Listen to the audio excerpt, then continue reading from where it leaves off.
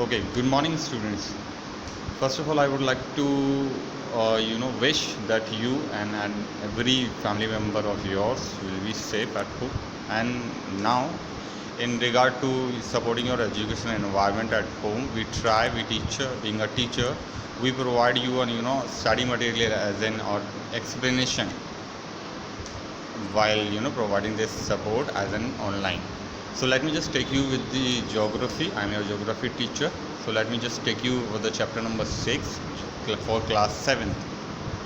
So the chapter name is energy and power resources. Okay, so first of all let me just tell you, okay, here before we start ahead, I just want to open the book, the chapter name, and same practice what we used to be doing in the previous class. Take a pencil, eraser, so that the wherever we need to be note down the individually meaning and some explanation part where you feel like that it should be noted down, you can. Okay, so see chapter number 6. Chapter name is energy and power resources. Okay, just because of be convenient for you student also, I'll try to utilize the both common and English and common Hindi language, so that you guys make you understand in a better way.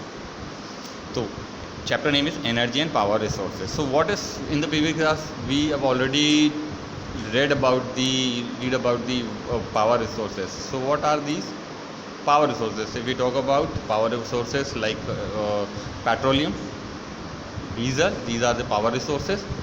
Okay, so how they use or convert as an energy, you must, हमने देखा होगा, we have must seen petrol is being used for our personal vehicles, commercial vehicles, public transport. तो वो जो diesel या petrol हम जो use करते हैं वो क्या कन्वर्ट करता है, हमारे जो व्हीकल्स में इंजन लगा होता है उस इंजन में वो हीट क्रिएट करता है जिससे हमारा व्हीकल वॉक करता है, मूव करता है. सो दीज आर, और if we another local example also to make this energy understand, like our body, human body. See, all that for for our daily life, for surviving, we take food. That food, what exactly does do with the our human body, that convert or the create energy so that our body, our organ of the bodies can move easily. So this is all about the energy. Okay, so let's start with the chapter. The first and heading is source of energy. अब हम इसमें energy के source क्या हैं, कैसे क्या होती है एनर्जी, कैसे बनती है, वो सब will cover up in this. So power resources such as mineral are limited in nature.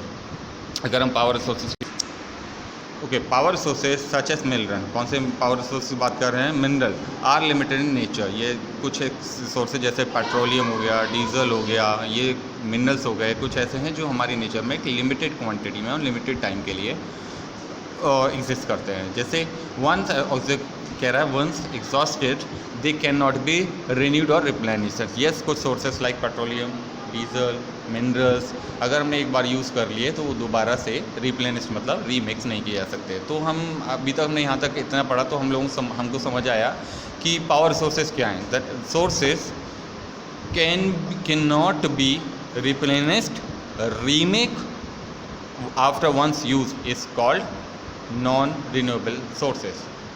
यानी वो सोर्सेज जो एक बार यूज़ होने के बाद दोबारा नहीं बनाए जा सकते इन स्पेन ऑफ टाइम, या जिन्हें बनने में एक सदियों से सदियों, जैसे लाइक अगर हम बात करें पेट्रोल, कोल, कुछ ऐसे हमारे सोर्सेज हैं जो बनने में या तो सदियों लगते हैं या फिर एक स्पेन टाइम में नहीं बनाए जा सकते दोबारा, मतलब easily can not B remake.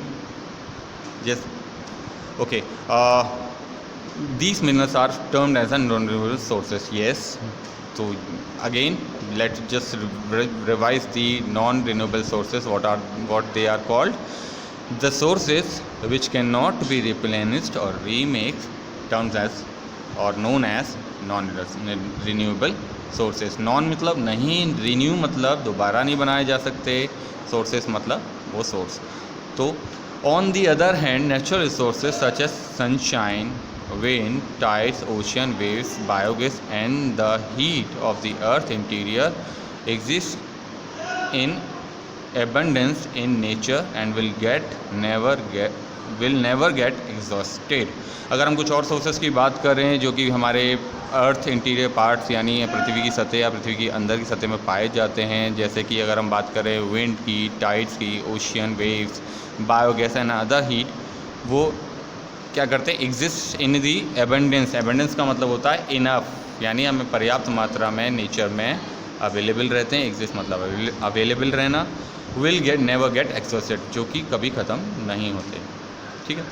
Now they can also be reused. Reuse का मतलब दोबारा यूज़ किया जा सकते हैं। हेंस इसी वजह से इस प्रकार they are more reliable and are called renewable energy sources. यानी हमने दोनों अब सोर्सेस की बात की, यानी हमारे दो तरह के सोर्सेज होते हैं, एक जिसकी पहला है नॉन रिन्यूएबल या रिन्यूएबल पहले ले लीजिए, दूसरा होगा नॉन रिन्यूएबल सोर्सेज। रिन्यूएबल यानी वो सोर्सेज जो एक बार यूज़ करने के बाद दोबारा भी रीमेक किए जा सकते हैं, रीयूज़ किए जा सकते हैं, दोबारा बनाए जा सकते हैं, that can B renewable sources. और वो सोर्सेज जो हम एक बार यूज़ करने के बाद दोबारा नहीं बनाए जा सकते, वो नॉन रिन्यूएबल सोर्सेज होते हैं। अब कौन से रिन्यूएबल सोर्सेज जो दोबारा बनाए जा सकते हैं वो कौन से होते हैं, और नॉन रिन्यूएबल सोर्सेज कौन से होते हैं, इनमें क्या डिफ्रेंशिएट है, इसके with the help of this we can more learn about it. So here the next heading is renewable sources of energy and non renewable source of energy.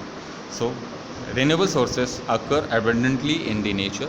Abundantly मतलब फिर से वही पर्याप्त मात्रा में। ये रिन्यूएबल सोर्सेज वो सोर्सेज होते हैं जो पर्याप्त मात्रा में नेचर में पाए जाते हैं। Same way non renewable sources are limited in occurrence. इन्हें बनने में समय लगता है या ये आसानी से नहीं बनाए जा सकते। दे आर क्लीन एंड अब renewable sources. Okay, let me just cover with one part only, renewable sources, then we cover non renewable sources differentiate, right. तो second heading of the renewable sources is they are clean and hence non polluting. ये वाले sources जो renewable sources होते हैं clean होते हैं, और जब क्लीन होंगे तो ऑब्वियसली है नॉन पॉल्यूटिंग, यानी कोई भी किसी तरह का पॉल्यूशन नहीं होगा। They can be reuse, yes, इन रिन्यूएबल सोर्सेज को दोबारा से बनाया जा सकता है। They are available in nature and thus cheap, क्योंकि ये आसानी से प्रकृति में हमारे नेचर में आसपास के नेचर में मिल सकते हैं, मिले जाते हैं, पाए जाते हैं, इसलिए चीप होते हैं। Okay, next, they are not localised and can be harnessed even in remote far flung places. यानी कि ये हालांकि स्थानीय नहीं, मतलब एक जगह ज़रूरी नहीं एक ही जगह मिलें, एक दूर दराज यानी कहीं और जगह पे भी आसानी से रिन्यूएबल सोर्सेज का मिलना कंफर्म होता है या पाए जा सकते हैं। अब नॉन रिन्यूएबल सोर्सेज इसे कवर करते हैं। Non renewable sources are limited in the occurrence, yes, ये बहुत लिमिटेड होते हैं, इनका पाया जाना बहुत लिमिटेड होता है।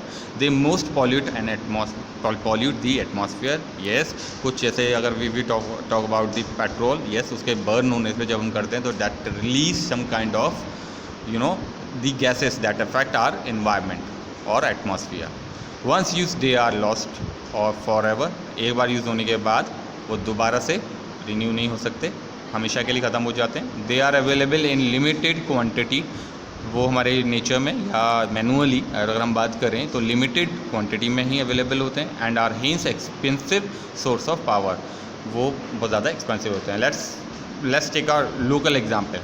अभी लॉकडाउन चल रहा है, हमें पता है कि हम लोग we are bound to be at home only, so the same goes on the market, it's affects the market और आर डेली थिंग्स। तो अभी दुकानें हमारे आसपास भी बिल्कुल बंद हो रखी हैं, लेकिन अभी भी कोई चोरी छुपे अगर मान लीजिए कोई दुकान खुली हुई है और हमें कोई सामान लेना है तो वी हैव टू पे extra on the real cost. Like अगर हम कुछ लेने जा रहे हैं, क्योंकि अब दुकान मतलब सारी दुकानें बंद हैं, बंद करने के लिए बोला गया है, तो अगर एक ऐसा कोई चोरी छुपे खोल रहा है और हमने कोई जैसे लेट्स से हम चीनी लेने गए, चीनी की कॉस्ट नॉर्मली 20 रुपये है सपोज़, तो अब वो दुकानदार के ऊपर है, क्योंकि आपको तो चाहिए, आप एज ए कस्टमर आपकी तो डिमांड है, कुछ चाहिए ही चाहिए। अब वो 20 की जगह 50 में दे या कुछ भी, यानी हर वो चीज़ जो डिमांडेबल है बट उसका सोर्स लिमिटेड है, that can be more expensive. Hope I am clear with this point. Okay, next, they occur at fix locations, yes, जैसे कि मैं पहले पॉइंट पे भी पढ़ा था, ये जो सोर्सेज होते हैं जिन्हें हम नॉन रिन्यूएबल सोर्सेज कहते हैं, ये एक फिक्स लोकेशन में ही पाए जा सकते हैं।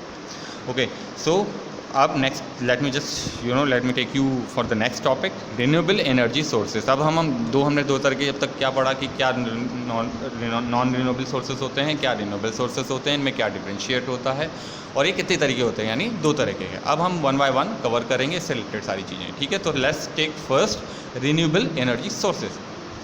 सो what it says, let's see, let us read about the renewable energy sources in detail. अब हम एक एक को सब कुछ डिटेल में पढ़ेंगे, ठीक है। हाइड्रो इलेक्ट्रिक पावर, चलिए सबसे पहला सोर्स कौन सा है रिन्यूएबल एनर्जी का, that is hydro electric power. अब अगर हम बात करें आगे बाद में पढ़ने से पहले, दैट हाइड्रो मीन्स वाटर, यानी वो सोर्सेस जो पानी पे डिपेंड करता है, यानी पानी उसमें एक बहुत इंपॉर्टेंट वाइटल रोल क्रिएट करता है टू कन्वर्ट और create a renewable power sources. So let's आगे बढ़ते हैं। द वर्ड, देखो फिर से वही कह रहा है, the word hydro means water, यानी जो ये वर्ड हाइड्रो इलेक्ट्रिक में जो वर्ड है hydro, that stands for the water. And hydro power refers, और जो हाइड्रो पावर किससे रिफर्स करता है hydro power, to the power obtained from the energy of falling water और फास्ट रनिंग वाटर, यानी the power which we are getting on force falling water, falling माने गिरना, यानी ऊपर से अगर पानी गिर रहा है जैसे वाटरफॉल में नॉर्मली गिरता है, या नॉर्मल फोर्स फॉलिंग मैंने क्यों बोला, या फिर हमने बाय मैनुअल मीन्स, मैनुअल मतलब लाइक एक ऊपर से पानी गिराने के लिए हमने क्रिएट किया manually, that everything that needs the manual effect और human effect is called manually, ठीक है। तो फोर्स फॉलिंग वाटर या मैनुअली फोर्स फॉलिंग वाटर या फॉलिंग वाटर और फास्ट रनिंग वाटर, आपने देखा है नदियों वगैरह का पानी, नदियों का जो पानी है इसकी जो स्पीड है, the flow of water speed, that also help to convert their speed as a to getting a hydro power, okay. Since ancient time, यानी एंशियंट मीन्स ओल्डेस्ट, पुराना, यानी बहुत पुराने समय से ह्यूमंस हैव बीन हार्सनिंग का मतलब use water to perform work, बहुत पुराने समय से, बहुत लंबे समय से जो ह्यूमंस हैं वो पानी का यूज़ डिफरेंट कामों को अपने करने के लिए यूज़ करता आ रहा है। In the 19th century hydro power was use for the first time, पहली बार जो हाइड्रो पावर को यूज़ किया गया वो 19th सेंचुरी में किया गया, टू जनरेट इलेक्ट्रिसिटी, किस चीज़ के लिए, generate electricity. Today hydro power is the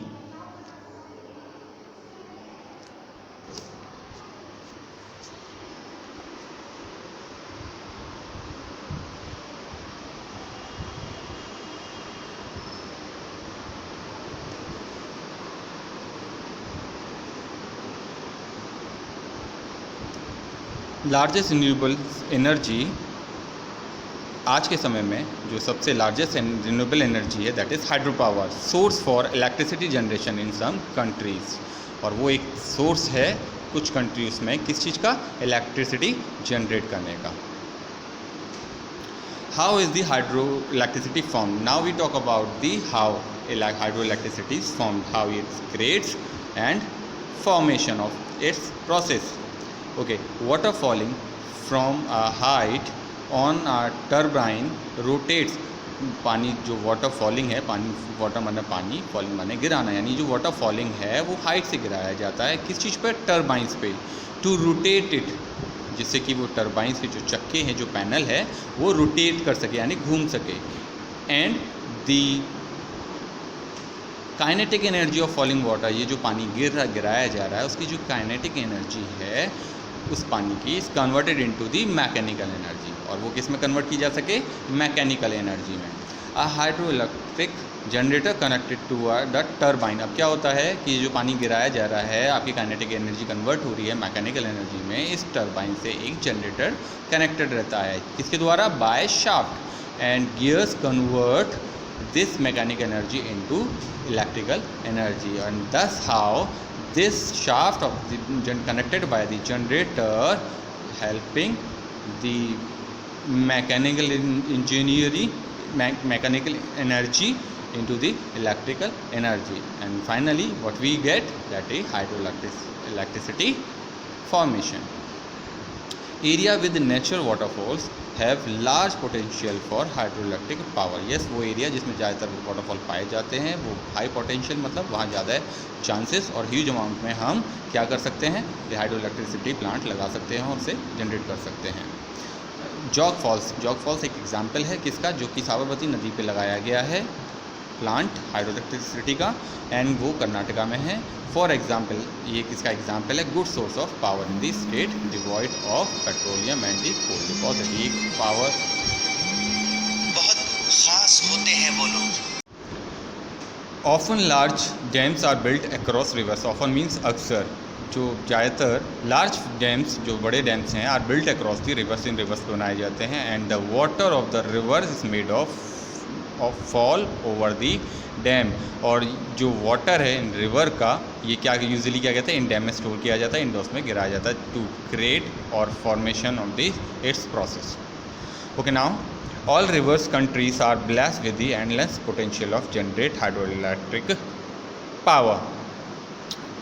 riverine countries कौन सी होती हैं, the countries which are fed with the number of rivers, यानी वो कंट्रियाँ जहाँ पे बहुत सारी रिवर्स पाई जाती हैं, that is riverine countries.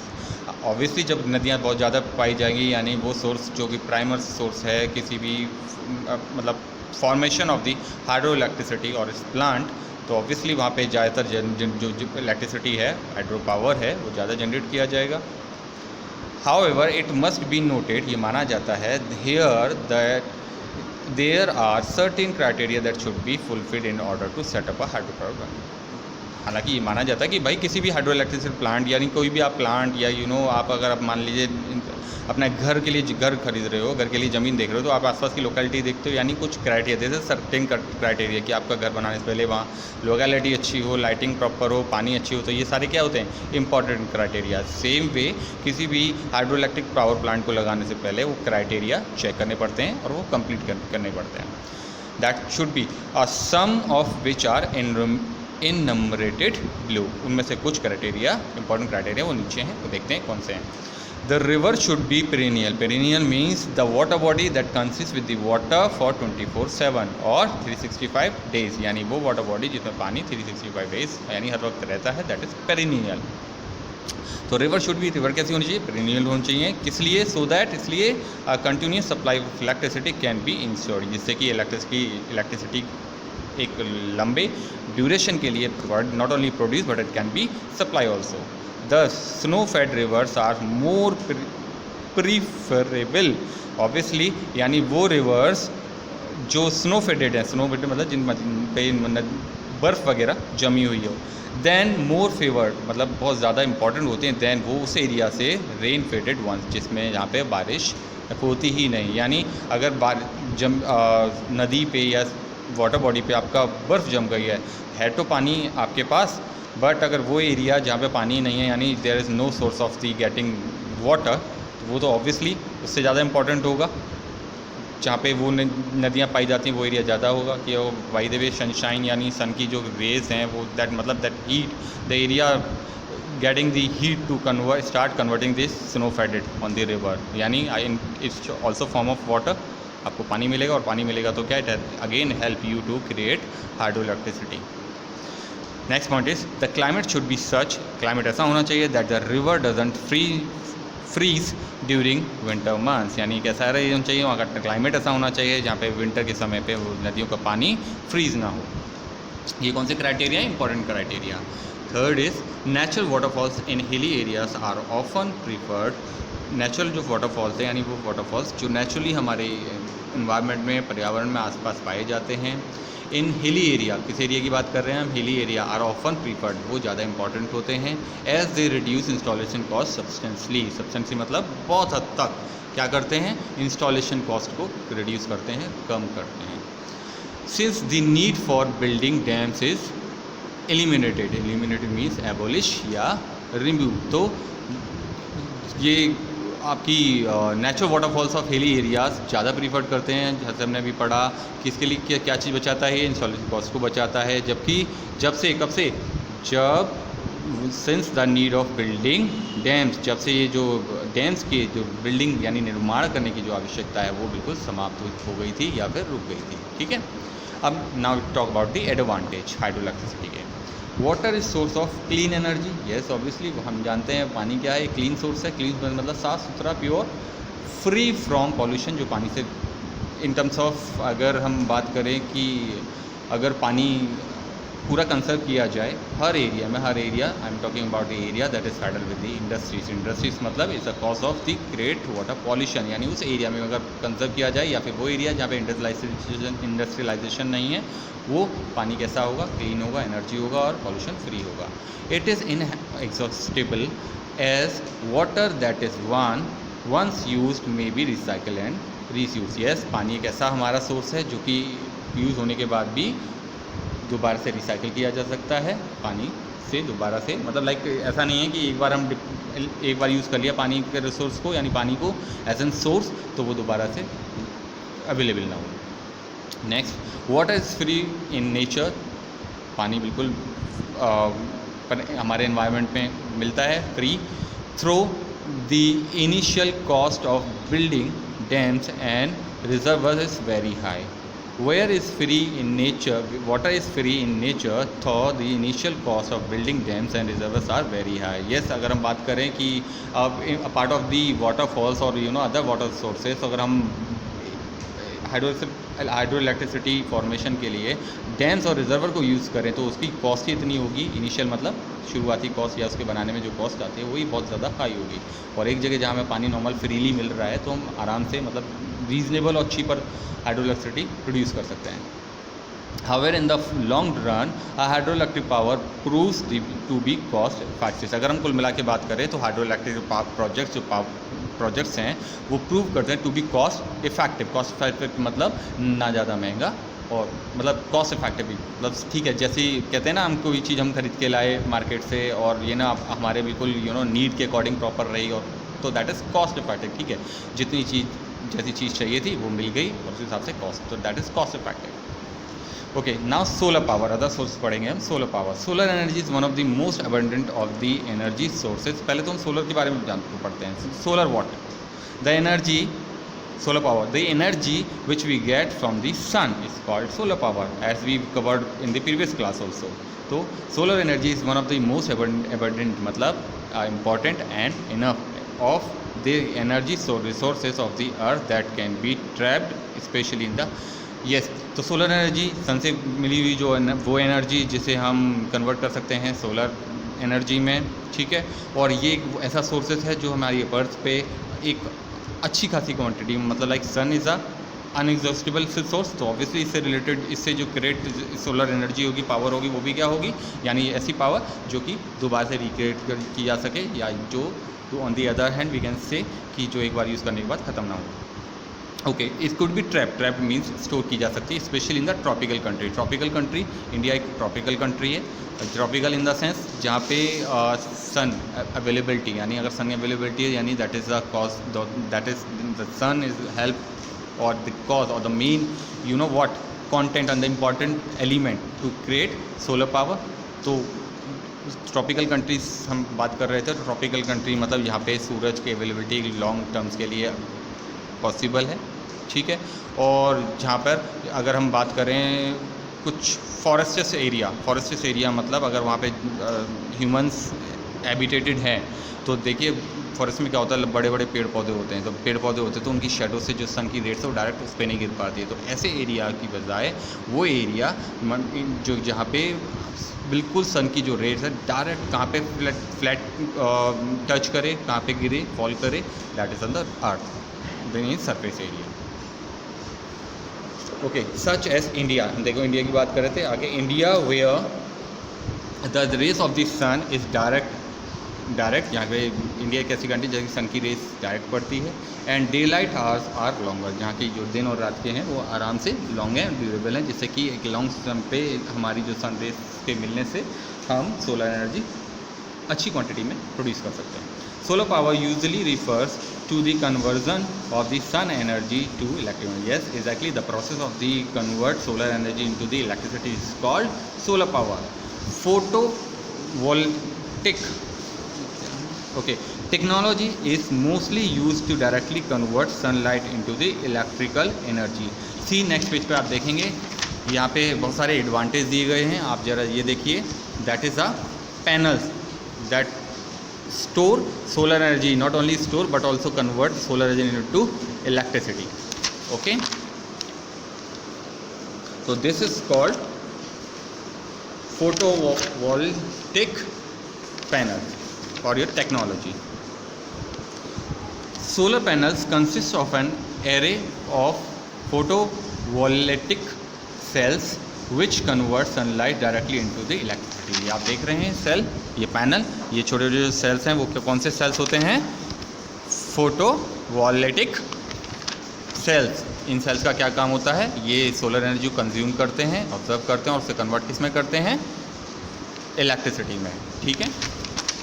Next, traditionally the cells are made of silicon. अगर हम इन सेल्स की बात करें तो ये किसके बने होते हैं? सिलिकॉन के. हाउएवर नाउ डेज, अगर आप आज की बात करें, a variety of materials are used to make high efficiency फोटोवोल्टेइक्स.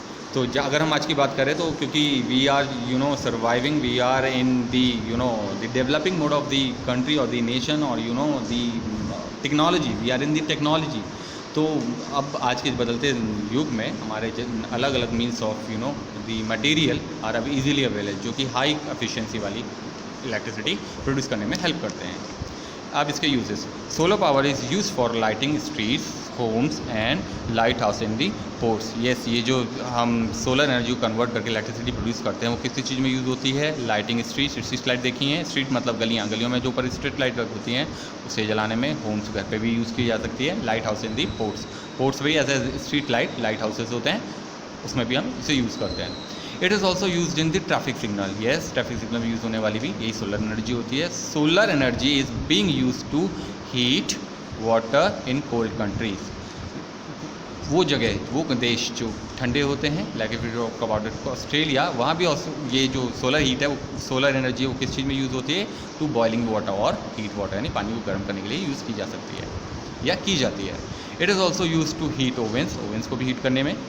Other hand, और दूसरे शब्दों में हम ये, दी solar cooker is also becoming popular now days. अगर आज के समय में बात करें तो सोलर कुकर्स हैं जो आज solar cooker means the cooker और दी ऑर्नामेंट्स और the utensil that consist with the solar process. वो आजकल यूज़ किया जा रहा है. और कौन यूज़ कर रहा है? Space craft make use of solar energy as well. और जो स्पेस क्राफ्ट है, यानी दो एयरवेज डिपार्टमेंट है जो हमारे इस स्पेस क्राफ्ट यानी उड़ान मतलब स्पेस क्राफ्ट को अगर हिंदी में वर्ड करें दैट इज़ उड़ान. और स्पेस क्राफ्ट यानी ये जो एयरवेज वगैरह एयरवेज में भी यूज़ होते हैं, वहाँ भी इस चीज़ में यूज़ की जा सकती है. सोलर एनर्जी को डिफरेंट मोड पे यूज़ किया जाता है. Modern energy efficient building have been designed to use solar energy for the heating and lighting. आजकल जब इसका लाइव एग्जाम्पल मैं आपको बताता हूँ, आजकल ज़्यादातर स्कूल्स, अगर हम बात करें अपने आसपास के इन्वायरमेंट में, जो एक एग्जांपल हम देख सकते हैं कि स्कूल्स की बिल्डिंग्स या बहुत सी ऐसी बिल्डिंग्स हैं कमर्शियल, डोमेस्टिक और लाइक स्कूल बिल्डिंग्स, उसके ऊपर इस तरीके के सोलर पैनल यूज़ किए जाते हैं जो कि हेल्प करते हैं सोलर एनर्जी को कन्वर्ट करने में, किसमें? इलेक्ट्रिसिटी में. Now advantage, solar energy is not only cheap, ये केवल सस्ता ही नहीं होता, but also an inexhaustible source of energy, ना ख़त्म होने वाला भी सोर्स है. Solar panels are largely used in isolated island, remote hills. ये जो सोलर पैनल, इस पूरे को क्या बोलते हैं? Solar panel. ये ज़्यादा कहाँ यूज़ किया जाता है? जहाँ पे एक अलग से आइलैंड में यूज़ किया जा सकता है, क्योंकि वहाँ पे कोई इलेक्ट्रिसिटी का सोर्स नहीं होता. रिमोट हिल्स यानी पहाड़ों पर. Forest and desert regions for domestic lighting, घरेलू बिजली यानी नॉर्मल थोड़े बहुत यूज़ के लिए, बिजली को यूज़ करने के लिए, लाइट यूज़ करने के लिए, यानी स्ट्रीट लाइटिंग, स्ट्रीट की लाइट को यूज़ करने के लिए यूज़ की जाती है. It is clean and don't pollute the atmosphere. ये बहुत क्लीन और पॉल्यूशन को पॉल्यूट नहीं करती है, एटमॉस्फेयर को पॉल्यूट नहीं करती है. Now we talk about the advantage. It is not a reliable source of energy on cloudy days and during winter month. It is yes obviously. Disadvantage की बात करें तो केवल हम डिपेंडेंट रहेंगे कैसे? अगर क्लाउडी मतलब अगर बादल वगैरह हो गए, यानी सन अवेलेबल नहीं रहा, तो उन टाइम पे हम क्या स्टोर कर सकते हैं? नहीं कर सकते हैं. तो हम एक तरह से रिलायबल हैं किसमें? Source of energy on cloudy days and the during winter months में हमें प्रॉब्लम क्रिएट होती है, क्योंकि सन होगा तो that we are having the source of generating the electricity. Okay German, अब it is very energy efficient, बहुत एक सफिशिएंट, एफिशिएंट का मतलब बहुत इंपॉर्टेंट और एकदम कुशल, मतलब हर तरीके से एनर्जी का, सारी एनर्जी सोर्सेज में सबसे इम्पॉर्टेंट और एफिशिएंट होता है। Germany, Japan, USA, France and Spain lead the world in the use of solar energy. तो कुछ कंट्रीज़ जो कि वर्ल्ड वाइड सबसे नंबर 1 पे हैं जो इस सोलर एनर्जी को यूज़ करते हैं एज ए इलेक्ट्रिसिटी। तो वो कौन कौन सी? Germany, Japan, USA, France and Spain. The desert regions, अगर हम डेजर्ट रीजन की बात करें, डेजर्ट कौन सा? Sandy soil, the area having the sandy soil, that is desert region of India has a high potential of producing solar energy of India. Yes, India की अगर हम बात करें डेजर्ट रीजन, क्योंकि वहाँ पे there is no vegetation, vegetation means the sunlight, the sun is available for the long duration, it means the creating the electricity as by converting the solar energy is for a long solar energy to meet the needs for the rising energy consumption. yes, तो ऐसी जगह पे जहाँ पे जो desert region है वहाँ पे इंडिया के, वहाँ पे इस सोलर एनर्जी को कन्वर्ट करके इलेक्ट्रिसिटी प्रोड्यूस करने के साथ क्या meet the need for the rising energy consumption, इस एनर्जी को कंजम करने की जो नीड है उसको मीट किया जाता है। मीट किया जाता मतलब वो आवश्यकता पूरी की जाती है।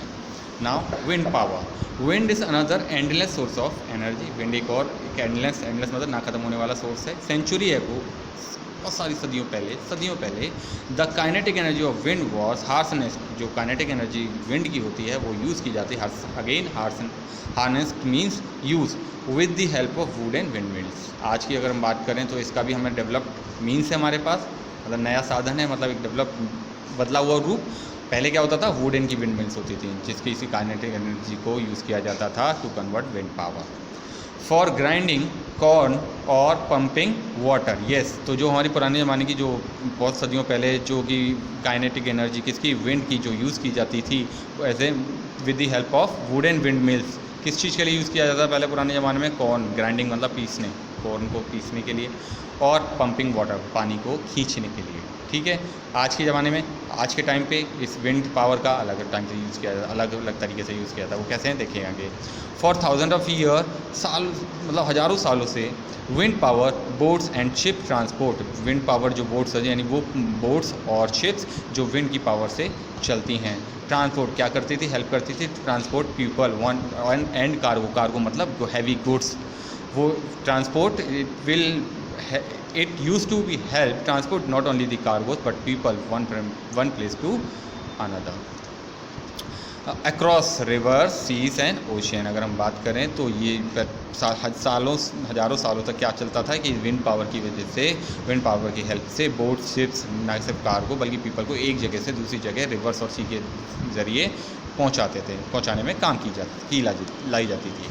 टुडेज अगर हम आज की बात करें तो electricity is the generator using modern wind mills. ये आज के ज़माने में अगर इलेक्ट्रिसिटी जनरेशन की बात करें तो वहाँ पे कैसा यूज़ किया जाता है? Modern wind mills, the modern way of generating wind power, that is modern wind mills, और विंड टर्बाइंस, जिसको हम विंड टर्बाइंस भी कहते हैं, विच आर टॉल ट्यूबुलेटर। देखिए आप जैसे अब ये देख रहे हैं इसका लाइव पिक, ये इस तरह से लॉन्ग टर्म टर्बाइंस होती हैं विद दी ब्लेड्स, ये this are blades।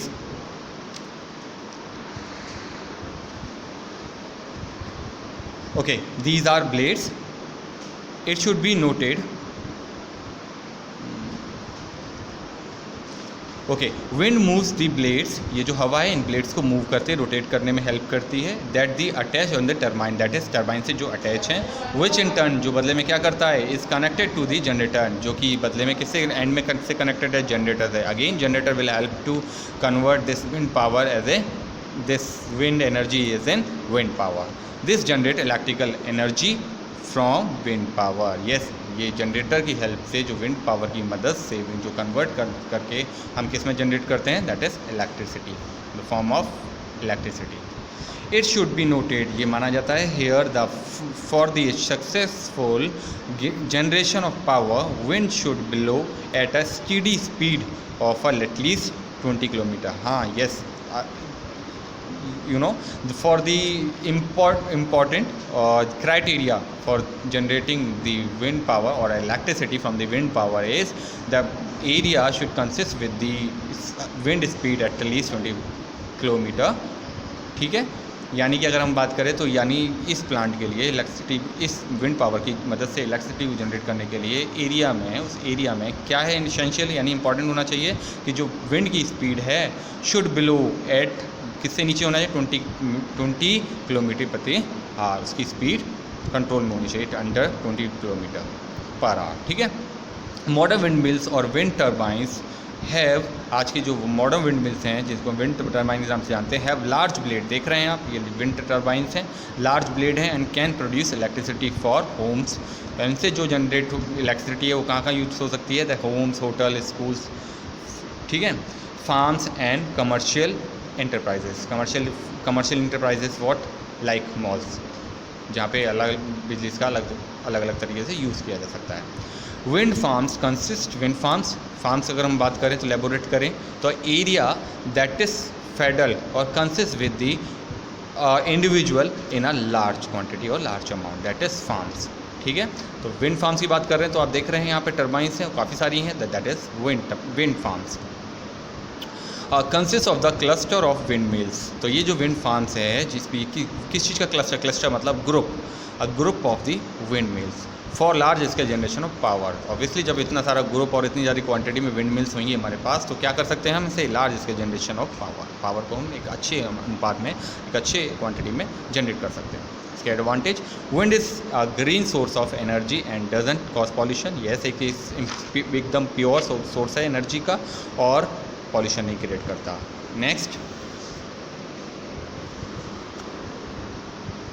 Okay next, it is abundantly यानी enough available in nature, yes nature में पर्याप्त मात्रा में अवेलेबल है and this are source of renewable sources, इसीलिए इसे किस कैटेगरी में रखा गया है, renewable sources. Renewable sources again that can be reuse, remake after once it use. It is cheap as the operational cost, yes इसकी जो ऑपरेशन यानी इसे बनाने में जो कॉस्ट होती है बहुत रीजनेबल होती है इसलिए वो चीप होता है। Associated with wind power are low, it is cheap as the operational cost associated with wind power are low, यानी अगर विंड पावर के से जुड़ी हुई जितने भी इसके खर्चे हैं, इसकी कॉस्ट है ऑपरेशनल में वो बहुत कम है, इसलिए इसी वजह से ये जो इससे जो बनी हुई इलेक्ट्रिसिटी है वो चीप होती है।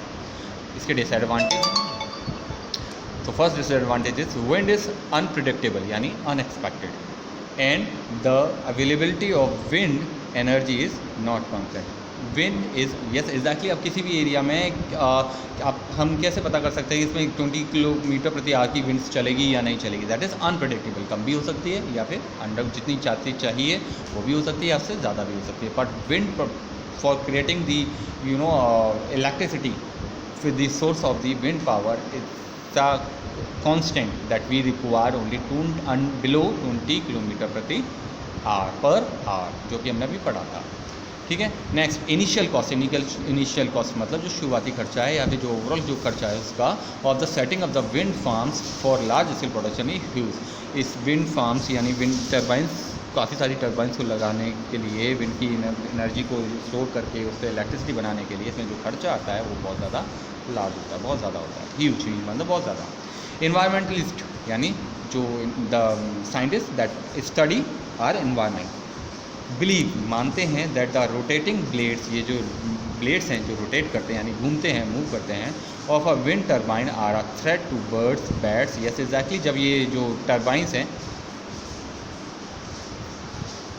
ये जो आप टर्बाइंस देख रहे हैं, जब ये रोटेट करेगी विंड की स्पीड के साथ साथ तो क्या बीच में से निकलने वाले जो बर्ड्स हैं, बैट्स मतलब चमगादड़ यानी दी एरियल क्रिएचर, एक जो मतलब उस एरिया में उड़ने वाले पक्षी, तो वो क्या इसके बीच में से क्रॉस होंगे चलते वक्त, घूमते वक्त, तो क्या दैट कॉज देयर लाइफ। तो एग्जैक्टली थ्रेट मीन्स खतरा होता है ये एरिया और ये प्रोसेस उन क्रिएचर्स के लिए। Okay, now in India wind energy is utilize mostly in the coastal area. अगर हम इंडिया की बात करें तो विंड एनर्जी इज़ यूटिलाइज कौन सा एरिया में, कोस्टल एरिया। कोस्टल एरिया मतलब समुद्र, कोस्ट मतलब तट, यानी coastal area the area coast just the edge मतलब किनारे ऑफ द सीज और large water body. Such as वो कौन से एरिया हैं, जैसे Tamil Nadu, Andhra Pradesh, Gujarat, Maharashtra and the Lakshadweep island. Okay, some of the countries, कुछ कंट्रियाँ की बात करें तो that lead in the production of wind energy are, कुछ कंट्रीज़ हैं जो इस विंड प्रोडक्शन में कंट्रीब्यूट करती हैं, वो कौन कौन सी है, USA, Brazil, India, Germany, Spain and UK and China. Okay, अब अभी तक हमने जितना भी कवर किया वो था रिन्यूएबल सोर्सेज, जिसमें हमने wind power, hydro electric power, solar power को पढ़ा। अब हम पढ़ेंगे non renewable. Again non renewable sources, the sources which we get, the sources which cannot be remake or reuse after once it used or it is exhaustible sources. Okay, तो energy resources that get exhausted on the, exhaust मतलब ख़त्म हो जाते हैं वो on utilisation, कितने use करने पर, and can not be regenerate, दोबारा से नहीं बनाए जा सकते, are known as non renewable energy sources. कौन से, जैसे कि for example coal, petroleum and natural gases are such kind of energy resources. They are limited in the nature, yes obviously they are limited, तभी तो एक बार use होने के बाद दोबारा नहीं बनाए सकते, इसलिए नेचर में, क्योंकि इन नेचर में लिमिटेड है। And take millions of years to form again, या फिर अवेलेबल नहीं है नेचर में, अवेलेबल है तो बहुत लिमिटेड, या फिर जिनको बनने में, रिक्रिएट होने में सदियों, मिलियंस ऑफ यानी हज़ारों लाखों साल एटलीस्ट उन्हें रीजनरेट करने में लगते हैं। You have already read about minerals, yes आपने प्रीवियस क्लासेस में हमने कवर किया, पढ़ा है मिनरल्स क्या होते हैं, that are known as fossil fuels, yes is also minerals are also known as fossil fuels. अब if we talk about the fossil fuels क्या होते हैं, the element which we get usually after the decade और remains part of dead animals और plants is called fossil fuels. So in your previous class, okay, there are the most energy efficient minerals. These are, ये कौन से minerals होते हैं, ये बहुत ज़्यादा एनर्जी एफिशिएंट मिनरल्स होते हैं, मिनरल रिसोर्सेज होते हैं, and hence are widely use, और बहुत ज़्यादा यूज़ किए जाते हैं। हाउएवर, जैसे कि पेट्रोल एक एग्जाम्पल है, जो कि एक बहुत मोस्ट एनर्जी मतलब एक ऐसा सोर्सेस है जो एक बार यूज़ होने के बाद, जिसके सोर्सेज हमारे पास लिमिटेड है और बहुत ज़्यादा वाइडली यूज़ किया जाता है। However there reserves are gradually getting depleted मतलब कम होना, यानी अगर हम talking about the one of the energy sources that is non renewable energy sources that is petrol, तो वो क्या है, उसका रिजर्व मतलब जो स्टोरेज है वो बहुत धीरे धीरे कम होता जा रहा है, यानी लिमिटेड है।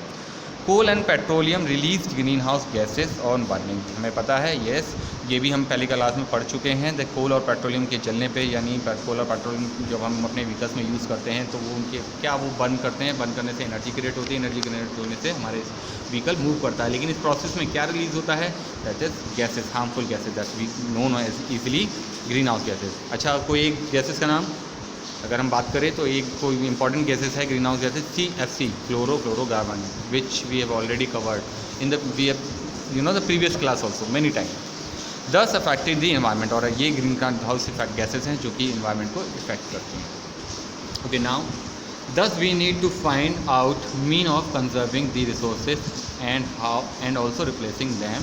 यस, अब हमें क्या ज़रूरत है, क्योंकि हम जानते हैं ये सोर्सेज बहुत लिमिटेड हैं, तो हमको इनको कंजर्व यानी सेव करने का, किससे, ऐसे कौन से मीन्स हैं जिससे हमें इसे बचाया जा सके या उन्हें रिप्लेस किया जा सके, यानी उसके सब्स्टिट्यूट में कुछ और ऐसे सोर्सेज हम इन्वेंट कर सकें। Them with more environment friendly energy, जो कि बहुत ज़्यादा इन्वायरमेंट फ्रेंडली मतलब दैट कॉज नो पॉल्यूशन और लेस पॉल्यूशन। तो पहला जो कौन सा है, coal is found mostly in the swampy मतलब दलदली, हमने पढ़ा होगा swampy.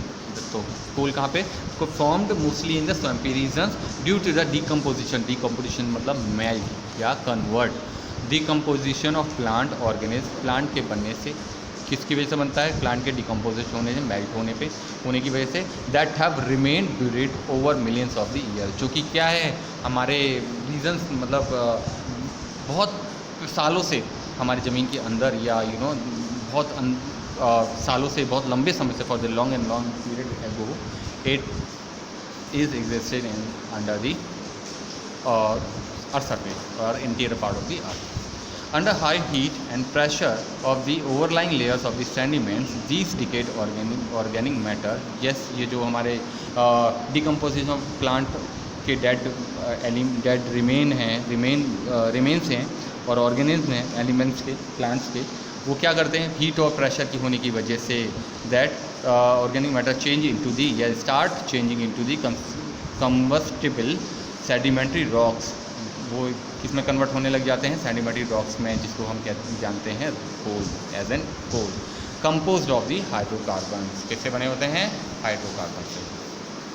Coal differs in the carbon content as has, yes अलग अलग क्वालिटी का कोल होता है, इसलिए हम ये भी कह सकते हैं कि अलग कोल में अलग अलग क्वालिटी का, अलग अलग कोल में अलग अलग क्वालिटी के कार्बन कंटेंट यानी कार्बन की क्वांटिटी पाई जाती है। हैज़ बीन ग्रेडेड यानी कैटेगराइज्ड अकॉर्डिंगली, जिस कोल में जितना कार्बन होगा उसे उसकी कैटेगरी में अकॉर्डिंग आइडेंटिफाई किया जाता है, रखा जाता है। Different grades of coal with varying carbon percentage are and, तो अलग अलग कोल जिसमें अलग अलग तरह की क्वांटिटी पाई जाती है, कार्बन का होना पाया जाता है, वो कौन कौन से हैं, जैसे कि anthracite, bituminous, lignite and peat. Refer to the given table on the next page to learn about this uses. अब हम अगले पेज पे क्या पढ़ेंगे, हम पढ़ेंगे टाइप ऑफ कोल्स, कार्बन कितना परसेंट पाया जाता है और उसके कैरेक्टर्स। तो जैसे कि एंथ्रासाइट, कार्बन की क्वांटिटी कितनी क्वांटिटी पाया जाता है, over 85%। It is a cleanest coal, ये सबसे क्लीनेस्ट कोल माना जाता है, and the Burns without much smoke, जब ये जलता है तो ज़्यादा स्मोक क्रिएट नहीं करता, स्मोक मतलब धुआं, एंड ऐश मतलब राख, ज़्यादा धुआं ना ज़्यादा राख क्रिएट करता है। दस इसीलिए it is used in both domestic and industrial purpose, इसीलिए दोनों तरह से घरों में या इंडस्ट्रियल यूज में किया जाता है। सेकेंड, बिटुमिनस कार्बन कंटेंट कितना है, 75 to 85%, use for green generation of thermal electricity, किस चीज़ का यूज़ किया जाता है, जनरेटिंग थर्मल एनर्जी। अब थर्मल एनर्जी के बारे में अगर हम रिकैपिचुलेट करें तो ट्रेन, हमने देखा train is the most the live example. हम कुछ ऐसे ट्रेन हैं आज भी जो कि कोयले से चलती हैं, तो कोयला जब उसकी को डाला जाता है, उसे जलाया जाता है, तो क्या that creates a energy that help our vehicle that train to move, तो ये होती है हमारी thermal energy. Bituminous coal is use to produce coke which is key ingredient in iron and steel making. Yes, ये coke को use किया जाता है, और कोक क्या रॉ मटेरियल है, बाय प्रोडक्ट है, किस चीज़ के लिए, आयरन और स्टील मेकिंग, स्टील और आयरन बनाने के लिए बहुत यूज़ किया जाता है। लिग्नाइट, कार्बन कितना कंटेंट पाया जाता है, 60 to 70%, use of lignite for power production, reduce pressure on the better goals of grades of coal. Yes, ये जो लिग्नाइट कोल है 60 to 70% जिसमें कार्बन पाया जाता है, यूज़ ऑफ लिग्नाइट, ये लिग्नाइट एज ए यूज़ किया जा सकता है for power production, again power को प्रोडक्शन करने के लिए, जो कि क्या है, जो हमारा सोर्सेज जो कि लिमिटेड है, कोल हमारा एक लिमिटेड सोर्सेज है, उसके प्रेशर को कम करता है। Peat, next is type of coal is peat, इसमें क्वांटिटी कितना है, कंटेंट कितना है कार्बन का, 60 less than 60%। It is of no major use because of its low carbon quantity, क्योंकि इसमें कार्बन की क्वांटिटी बहुत कम मात्रा में, इसलिए ये इसका कोई यूज़ नहीं, ना ही डोमेस्टिक ना ही इंडस्ट्रियल लेवल पे। ठीक है, so next, China is the largest producer of coal, China सबसे लार्जेस्ट प्रोड्यूसर है इन द वर्ल्ड, पूरे वर्ल्ड में, फॉलोड बाय द, और इसके बाद पीछे जो नंबर हैं वो हैं United State of America, India, Australia and the European Union. Other coal production in the world are Germany, और जो कंट्रीज़ हैं पूरे वर्ल्ड में जो कि जर्मनी इन कंट्रीज़ के बाद प्रोड्यूस करती हैं, हेल्प करती हैं, कंट्रीब्यूट करती हैं प्रोडक्शन में किसके, कोल के, that is Germany, Poland, Russia, South Africa and Canada. Okay, now the condition of the coal in our India, तो India is a richly endowed, मतलब कहते हैं कि the area which is you know which where we are getting, so the area where we are getting something or individually any element in the large quantity, that is indoor। तो India हमारा coal के, in terms of coal, India is a richly country, ठीक है, और area with the coal reserves mostly of the bituminous variety, जो ज़्यादातर कौन सी variety का कोल पाया जाता है, that is bituminous. Okay, major thermal power production sites are situated near coal fields. ये थर्मल पावर प्रोडक्शन प्लांट्स की अगर बात करें, यानी साइट की बात करें, तो कहाँ पे पाए जाते हैं, near the coal field. Coal fields मतलब the area where the coal manufacturing या कोल माइन, क्योंकि हमें पता है कोयला कहाँ से मिलता है, माइन से, तो वो जो उनको they also known is coal fields, तो ये जो एरिया है वो कहाँ पाया जाता है, near the coal fields. As coal is बल्कि रॉ मटेरियल, यस एक हैवी रॉ मटेरियल है। The state of Jharkhand leads in the coal production, और कौन सी स्टेट्स, यानी झारखंड, झारखंड वो स्टेट है जो कि कोल प्रोडक्शन में leads in the coal production, सबसे ज़्यादा प्रोडक्शन जो लीड करती है। ओके यहाँ अब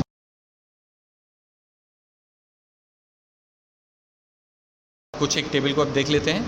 कोल फील्ड्स जिसमें थर्मल पावर स्टेशन कहाँ है और कौन सी स्टेट है, तो कुछ एग्जाम्पल देखते हैं।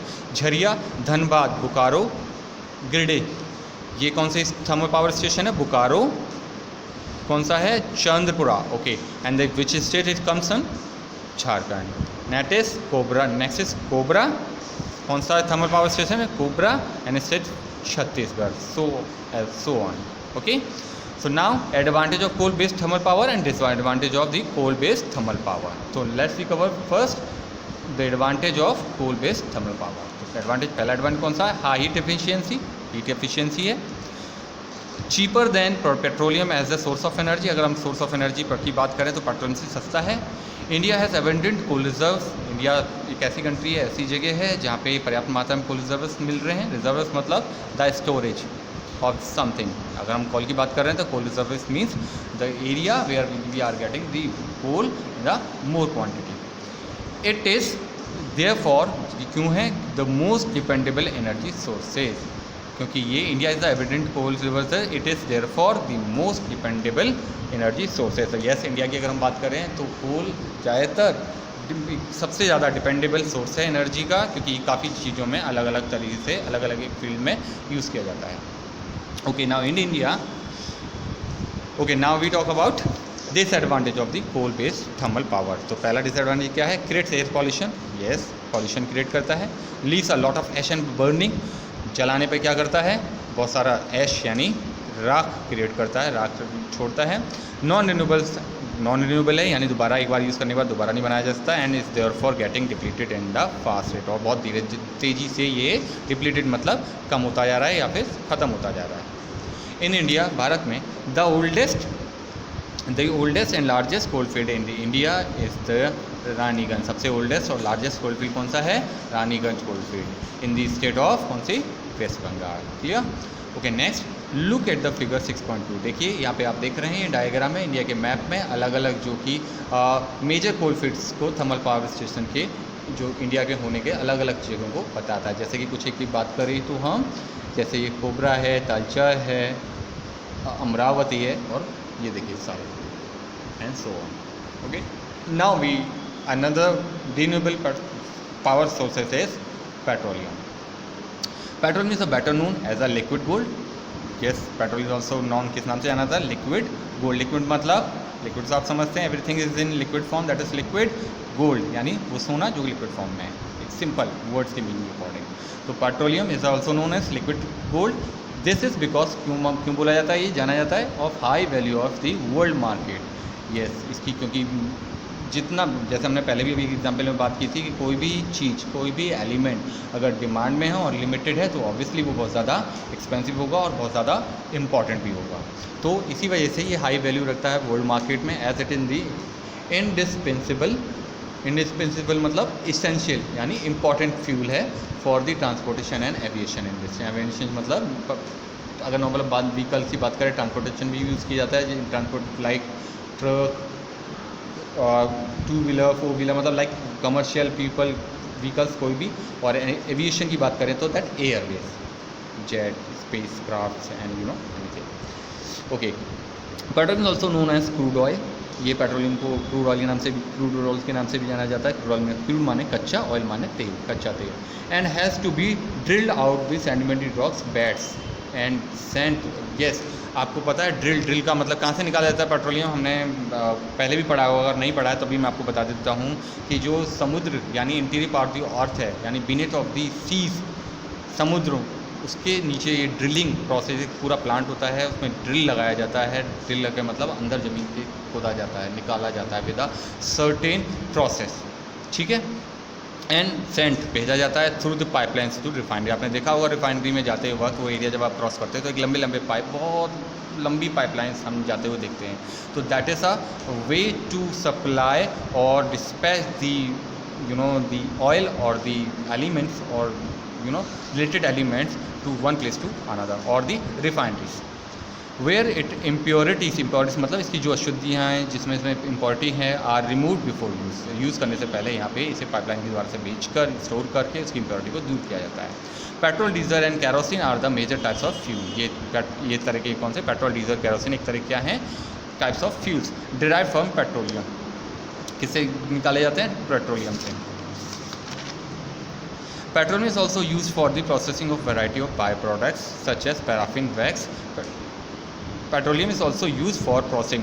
किस चीज़ से बनाने के लिए पेट्रोल यूज़ और किया जा सकता है? वैरायटी ऑफ बाई प्रोडक्ट्स यानी बाई प्रोडक्ट्स की अगर हम बात करें तो जैसे शुगर केन है, उसे चीनी बनाई जाती है, तो ये हमारा प्राइमर प्रोडक्ट हो गया। लेकिन हमें पता है शुगर केन से ही चीनी के साथ साथ हम गुड़ भी बना सकते हो। तो ये क्या है एक तरीका लोकल लैंग्वेज में? That is a by products. ठीक है। ऐसे ही पेट्रोलियम से क्या क्या चीज़ बनाई जा रही? Paraffin wax, bitumen, polymer, plastic, synthetic fibres and the lubricants. ठीक है। Like coal product, petroleum is also fossil fuel, however it is obtained from the decayed remains. किससे फॉसिल फ्यूल्स बन रहे हैं? पेट्रोलियम किससे डिराइव किया जा रहा है? हमने पहले भी पढ़ा था, डिकेड रिमेन्स। ठीक है। अवशेष बचे हुए किसके रिमेन्स हैं?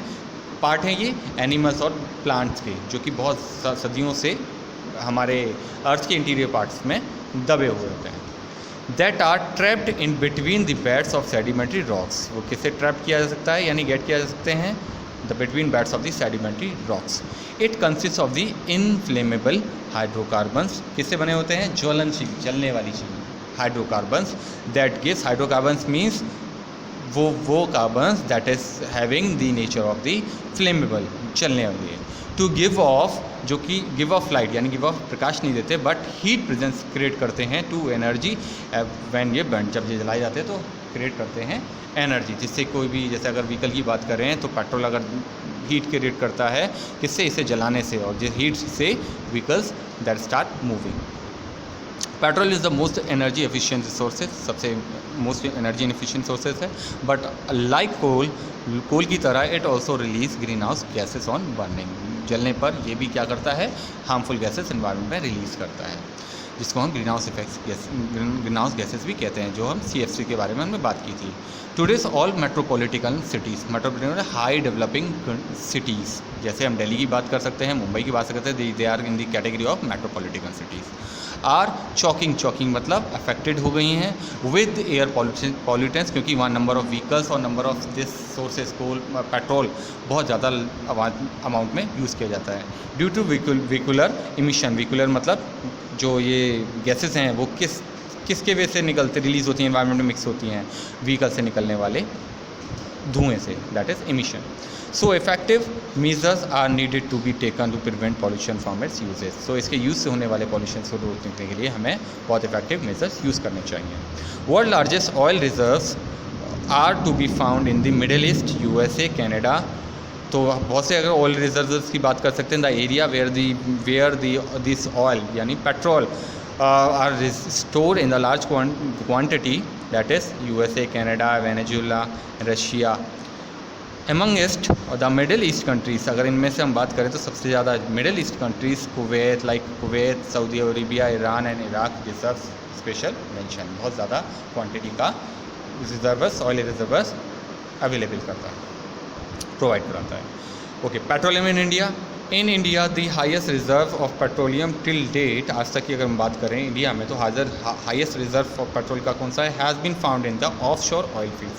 ऑफ शोर दो शोर होते हैं, देखो, शोर मीन्स किराना और ऑफ मतलब बीचों बीच, और ऑन शोर मतलब किनारे पे, यानी वो ऑयल फील्ड्स जो कि समुद्र बैठ यानी ऑयल वाटर बैट्स यानी बिनेस ऑफ दी सीज लगे हुए थे, जैसे कि Mumbai High. Offshore reserves have also been discovered in the island of Elizabeth.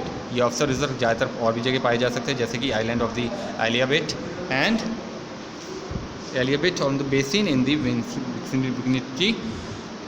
विंसिनिटी of Gulf of Khambhat.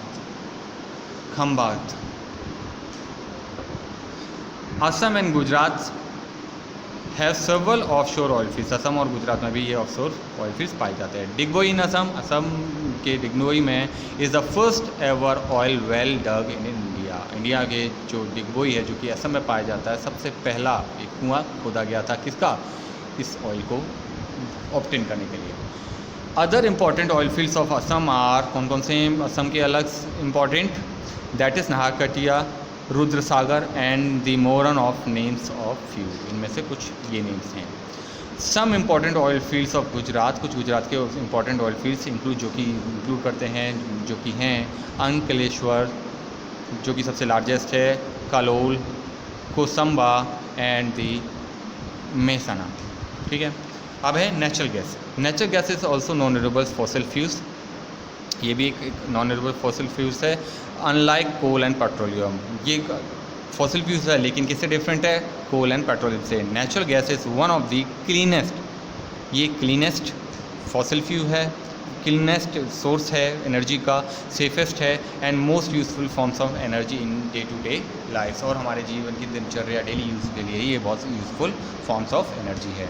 It is cheap and non polluting, ये बहुत चीप है, रीजनेबल है, जैसे हम पढ़ चुके हैं, क्लीन भी है और नॉन पॉल्यूटिंग है, यानी इन्वायरमेंट के फ्रेंडली है, पॉल्यूशन क्रिएट नहीं करता है। Natural gas can be found by in itself और इन एसोसिएटेड विद द पेट्रोलियम, या तो पेट्रोलियम से एसोसिएशन यानी इसके साथ पाया जा सकता है, या फिर can be separate, it can B, ये इजीली सेपरेट भी पाया जा सकता है इन्वायरमेंट में।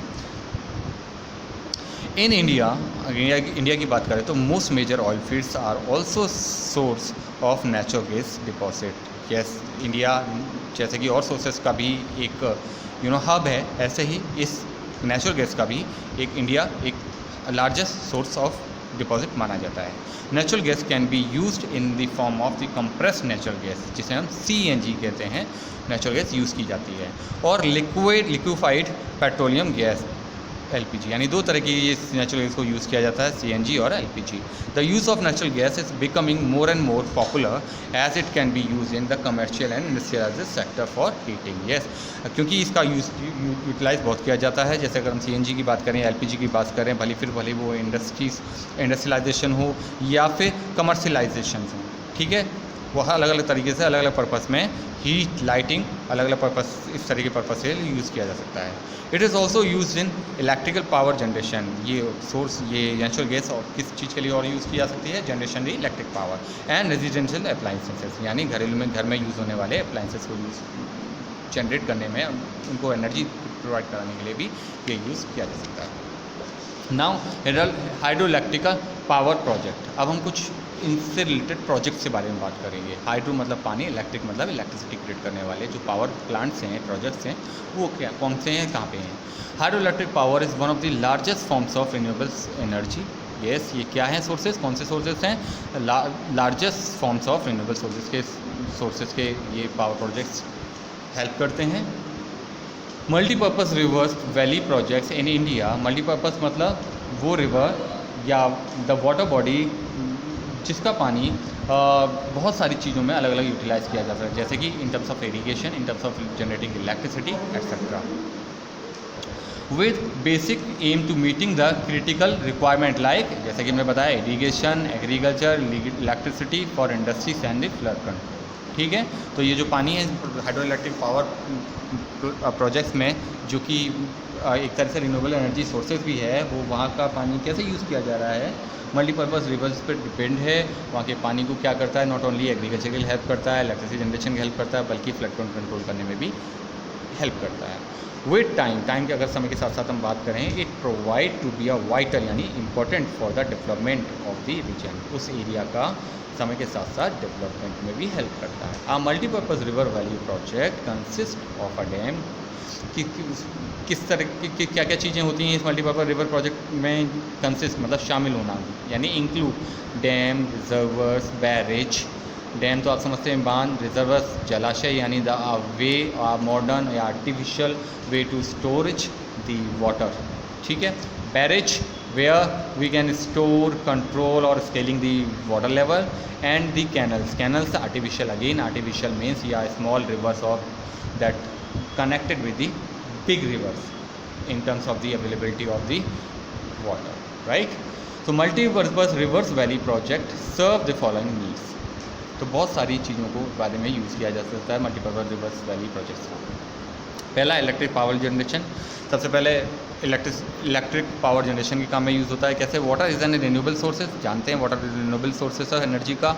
It is non polluting, pollution free होता है। एंड प्रोवाइड चीप इलेक्ट्रिसिटी, पानी क्योंकि फ्रीली इन्वायरमेंट में है, अवेलेबल है, इसलिए इससे जनरेट इलेक्ट्रिसिटी चीप होती है। For example the city of Delhi gets cheap power from Tehri and the Bhakra dams. तो ये कौन से इलेक्ट्रिक पावर जनरेशन डैम्स हैं? तेहरी एंड, जहाँ से दिल्ली को चीप पावर सप्लाई होती है।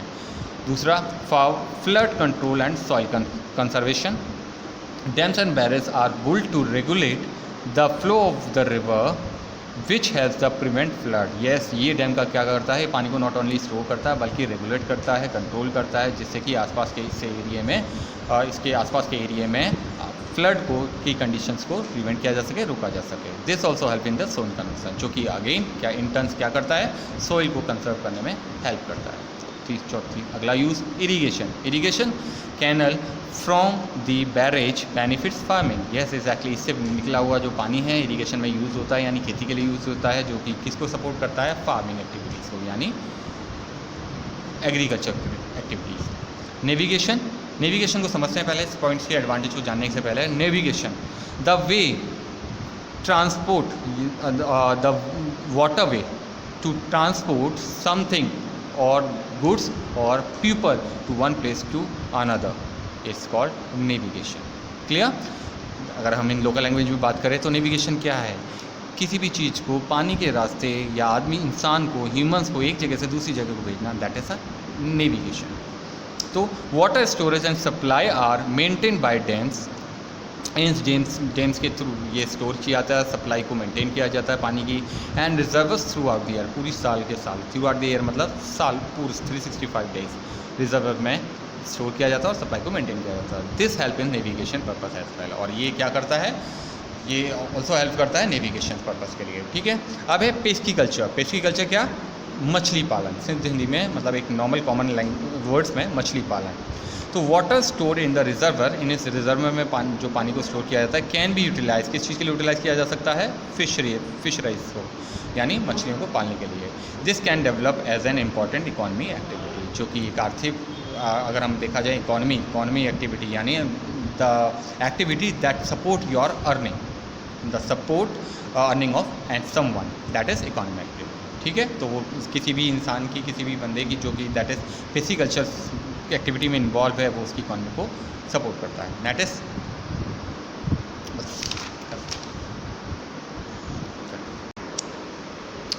Okay. Next is tourism. Another advantage of these dams is tourism.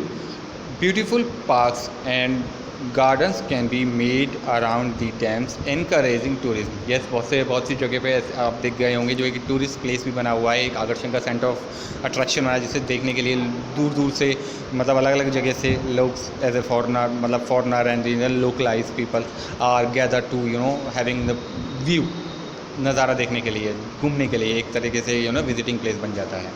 तो इस डैम्स के बाद आसपास क्या बहुत सारे सुंदर सुंदर गार्डन्स, पार्क्स क्रिएट किए जाते हैं, जिससे ये टूरिज्म एक्टिविटी को सपोर्ट करता है। A good example is a very popular Vrindavan gardens in Mysore district. Yes, अगर हम इस टूरिज्म प्लेस की बात करें तो एक सबसे लाइव एग्जांपल कौन सा है? मैसूर डिस्ट्रिक्ट में वृंदावन गार्डन, जहाँ पे एक डैम है, जहाँ आसपास इसी तरह का beautiful parks and gardens create किए गए हैं। ओके, नेक्स्ट जो कि Vrindavan Mysore, which has developed near the Krishnaraja Sagar dam on the river Kaveri. और अगर बात करें तो ये किस नदी पर डेवलप किया गया है? रिवर कावेरी, किस नाम से? कृष्णराज सागर।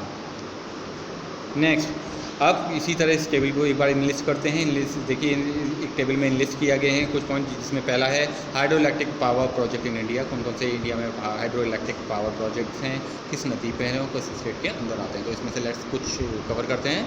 जैसे कि हम देखते हैं शिवासमुद्रम ये एक प्रोजेक्ट है hydro electric power in India. Reverse कौन सी नदी पे बना हुआ है? कावेरी। किस स्टेट में आता है? कर्नाटका। अगर next is Mahatma Gandhi hydro electric project near the Jog falls, किस नदी पे बना हुआ है? सरस्वती। किस स्टेट में आता है? Karnataka. And so on. Okay, now the hydro electric projects in the world. अब हम पूरे world wide hydro electric project के बारे में पढ़ेंगे। These 3 Joss dams on the Yangtze River in China is the world largest hydroelectrical project with a generation capacity of सबसे अगर हम लार्जेस्ट बात करें तो चाइना में है। कौन सी और क्या किस नाम से? किस नदी पे? Yangtze river in the China world का सबसे लार्जेस्ट हाइड्रो इलेक्ट्रिक प्रोजेक्ट है, जिसकी कैपेसिटी अगर हम बात करें तो 22,500 मेगावाट की। किस चीज़ में? In terms of generation hydro electricity. Okay, next Itaipu dam on the Parana river पे ये वाला जो इटाप्यू डैम है in Brazil takes the second place, दूसरे स्थान पर है with the generation capacity of 14,000 megawatt की hydro electricity energy.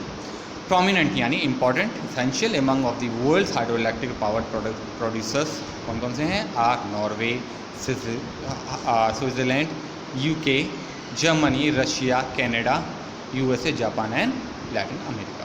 Okay, now we talk about disadvantage of a multipurpose river valley project.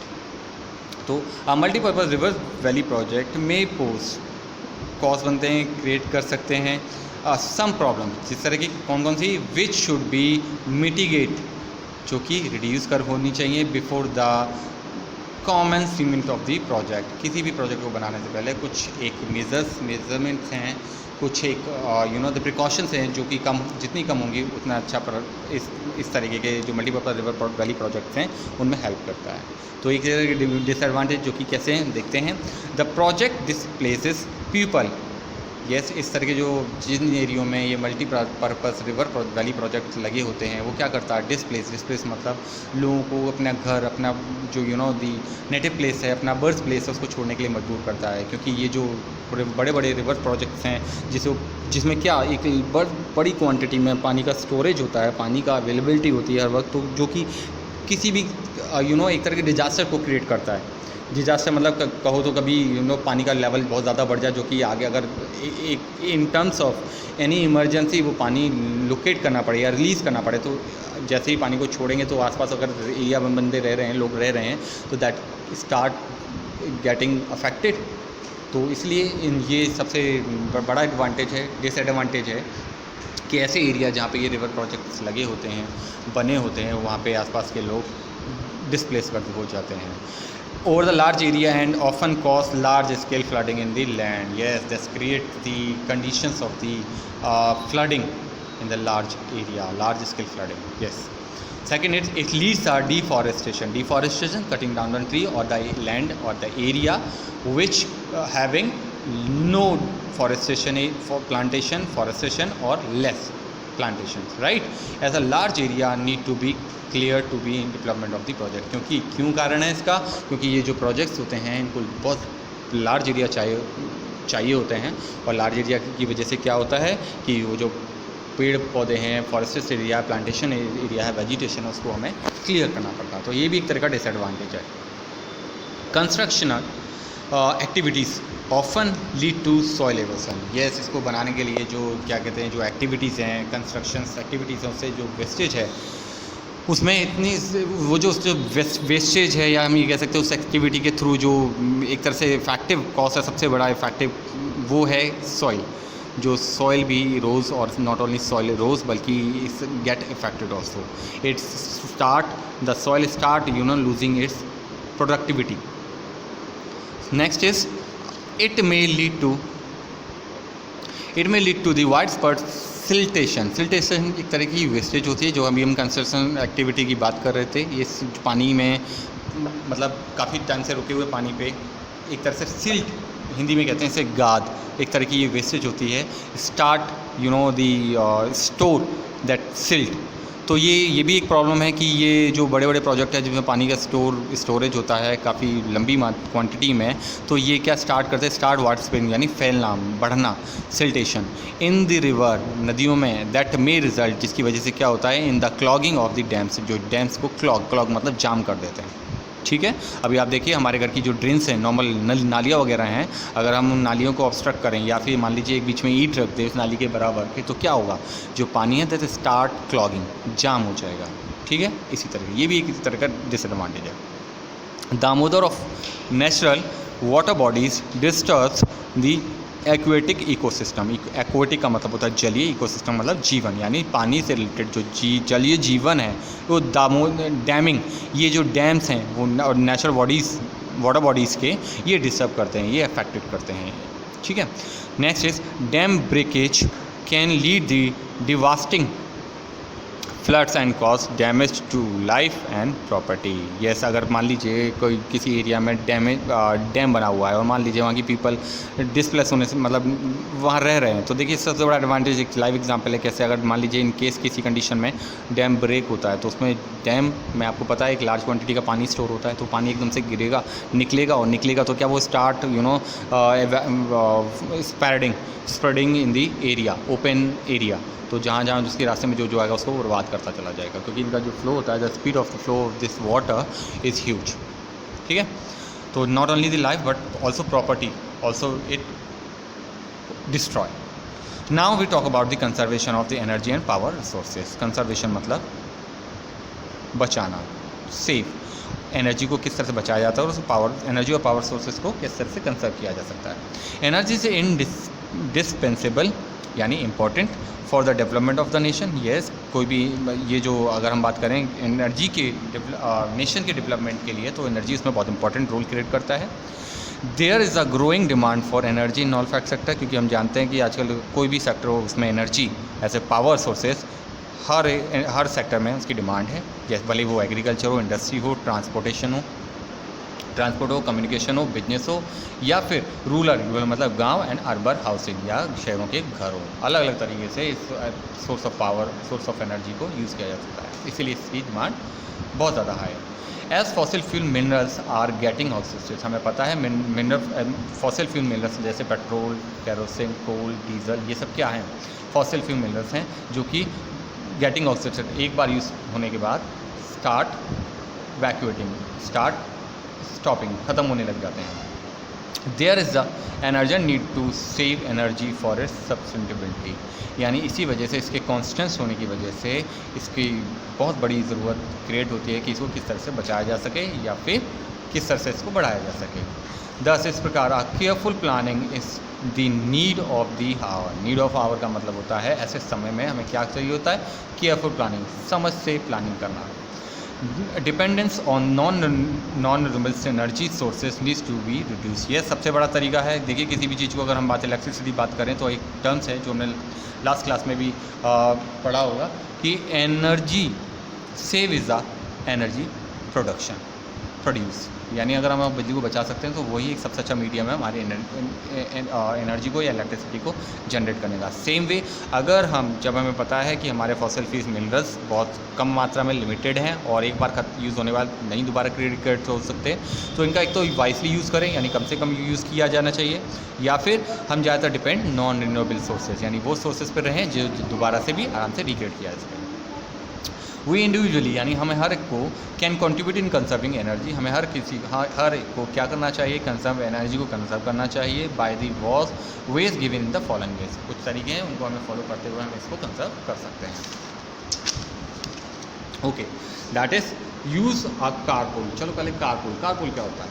Let's say एक local example पूछते हैं। देखिए अभी हमारे घर में 2 व्हीकल हैं, लेट्स से, और घर में 2 व्हीकल हैं। अगर मान लीजिए हमको एक ही जगह पे जाना है, in terms of same journey we can utilize a single vehicle in terms of separate इससे क्या होगा, देखिए अगर मान लीजिए घर के 4 बंदे एक ही व्हीकल से जाएंगे rather than using their separate vehicle, तो एक तो एनर्जी यानी आपका पेट्रोल अगर लग रहा है डीजल व्हीकल को मूव करने में, तो देखिए वो 4 अलग अलग जगह पे सेम डिस्टेंस के लिए एक तो वो कंज्यूम हो सकता है, और वो कंज्यूम होगा तो इससे रिलेटेड देखिए अब क्योंकि हमें पता है ये जब बर्न होता है हमारा फॉसिल फ्यूल, तो वो रिलीज़ करता है ग्रीन हाउस गैसेस को, यानी वो गैसेस जो कि इन्वायरमेंट को इफेक्ट करती हैं बैडली, दैट इज़ CFC वगैरह, तो वो भी हमारा कम होगा, एनर्जी भी बचेगी, और जब 4 लोग एक ही व्हीकल को यूज़ करेंगे तो उसकी डिमांड, उसकी यूटिलाइज, उसकी यूजेस भी कम होगा। तो दैट इज़ अ कारपूल। तो use a carpool rather than an individual car. Yes, अगर अपनी इंडिविजुअल कार को यूज़ करने से अच्छा है पीपल ट्रांसपोर्ट यूज़ करें, या फिर हम सेम जर्नी के केस में साथ में एक ही व्हीकल शेयर कर सकते हैं। दिस विल, ये कैसे हेल्प करेगा, this is also reduce vehicle emissions. ये व्हीकल से निकलने वाले जो इमिशंस हैं जो रिलीज़ करता है वो इन्वायरमेंट कॉस्ट केमिकल्स गैसेस वो भी कम हो जाएगा। Next, greater use of public transport. Yes, public transport जैसे कि बस पब्लिक ट्रांसपोर्ट है, कहीं भी जाने के लिए हम काफ़ी सारे लोग एक ही ट्रांसपोर्ट यूज़ कर सकते हैं, ना करते हैं, जिससे कि ना तो सिर्फ हम अपने नॉन यूजेबल वो रिन्यूएबल सोर्सेज को बचा सकते हैं, कंजर्व कर सकते हैं, बल्कि इन्वायरमेंट को भी हम पॉल्यूशन फ्री कर रख सकते हैं। And use of bicycles and electric trains wherever feasible. Feasible का मतलब होता है जहाँ संभव हो हम वहाँ पे या तो बाइसिकल्स पे, या तो अगर कुछ छोटी दूर के लिए जा रहे हैं तो हम बाइसिकल यूज़ कर सकते हैं जो कि किसी फॉसिल फ्यूल्स को ज़रूरत नहीं पड़ती, या फिर हम पब्लिक ट्रांसपोर्ट यूज़ कर सकते हैं। Next, switch off electricity. हम अपनी इलेक्ट्रिसिटी जैसे अगर रूम में बैठे हैं तो हम स्विच ऑफ करके करें कब, व्हेन नॉट इन यूज़। जब हम मान लीजिए अब कमरे में तो चलो फ़ैन ऑन कर लिया, जब हम बताया हम कमरे के लिए जा रहे हैं, बाहर जा रहे हैं, और तो वो rather than just keeping the switch on, we can switch off because of we not going to be used anymore because we are going out for urgent piece of work. That this way also we can conserve our source of energy. In school as well as home, check your room before leaving. Yes, अपने घर या school में जाने से पहले अपने सारे switches को ऑफ कर सकते हैं। Switch over to the solar power whenever possible. Yes, जहाँ जहाँ हम सोलर पावर को यूज़ कर सकते हैं एज ए इलेक्ट्रिसिटी, वहाँ हम उसे यूज़ कर सकते हैं। जैसे सोलर पावर यानी वो ऑर्नामेंट्स, वो अप्लाइंसेज जो कि ज़्यादा बिजली यूज़ नहीं करते, जैसे कि AC। अगर हम बात करें सोलर एनर्जी से हम शायद AC ऑपरेट ना कर सकें, क्योंकि AC जो होता है वो हाई मतलब develop means of what electronic appliances है जो कि ज़्यादा बिजली की ज़रूरत है, तो सोलर एनर्जी उसमें कन्वर्ट नहीं की जा सकती, ज़्यादा एनर्जी में कन्वर्ट करके AC के लोग को नहीं ले सकते सिंपल वे में। बट हाँ, जैसे पानी गर्म करना है या फिर छोटे जो कम वॉट के बल्ब्स होते हैं उनको यूज़ कर सकते हैं, तो सोलर एनर्जी जहाँ यूज़ हम कर सकते हैं वहाँ हम कर सकते हैं। Okay, next, use CNG as fuel instead of the petrol and diesel. Yes, CNG आजकल यूज़ करें क्योंकि CNG is the best means of the conserve our environment from the pollution, तो ये हम यूज़ कर सकते हैं in place of petrol and diesel. Next, replace incandescent मतलब जो that bulbs that needs less energy by CFL, जो कि CFL हम बारे में जानते हैं बहुत कम बहुत कम एनर्जी में बहुत ज़्यादा रोशनी देते हैं, तो वो यूज़ कर सकते हैं। And LED lights to there save and lot of energy. इससे हम क्या कर सकते हैं, इन बल्ब को यूज़ करके हम बहुत सारी एनर्जी को सेव कर सकते हैं। Use maximum day light. ज़्यादातर हम जो भी काम करना है हमें डे की मतलब दिन की रोशनी में कर सकते हैं, जिससे कि हमें लाइट का रात में काम नहीं होगा तो कम यूज़ होगी तो मतलब एक तरह से हम उसे अगेन कंजर्व कर रहे हैं in room so as to conserve power. Using less energy, कम से कम एनर्जी को यूज़ करते हुए हम क्या कर सकते हैं, हेल्प कर सकते हैं to preserve them and make them last longer. ये नॉट ओनली हम उसे सेव कर सकते हैं बल्कि उसे आगे तक कभी भी भविष्य में यूज़ होने के लिए उसे क्रिएट कर सकते हैं।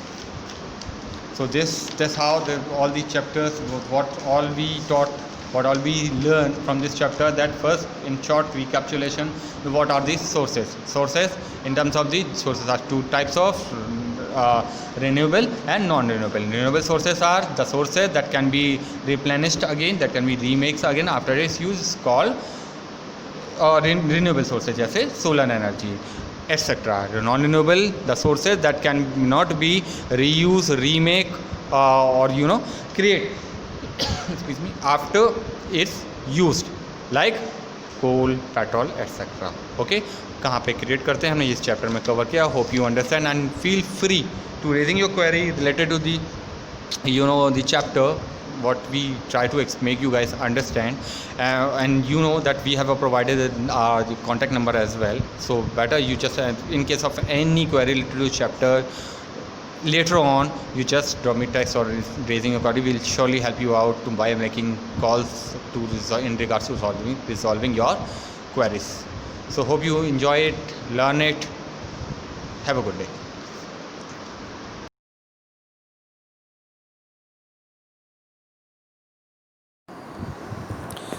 So it's time to explain the question answer to make you guys understand the subject chapter content. So, and I also will help you guys to memorizing these questions. So the same chapter number 6, the first question. Here we have to present one word, two words as an answer. So first question, any one of energies or resources that cannot be sustained in the future, that is coal. Second, two example of the energy resources that are abundant and unlimited, that is solar and wind. The unit that collectively make up a solar panel, that is photovoltaic cells. Again, photovoltaic cells.